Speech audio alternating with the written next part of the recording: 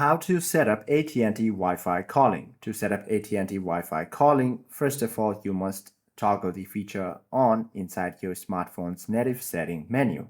So go ahead and launch your device's system setting by simply swiping downwards from your home screen. You should be able to find the setting gear icon on the top right corner. Go ahead and tap on this. From here, all you have to do is go to the network and internet option and then head to the SIMs option. Select your active AT&T SIM and head to the Wi-Fi calling. You simply have to turn it on.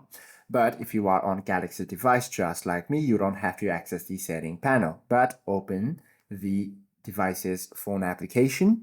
Tap on this three-dotted menu icon on the top right corner of your screen. Access this setting panel. From here, you will find the Wi-Fi calling option over here. Once you find it, you simply have to open it and then toggle it on.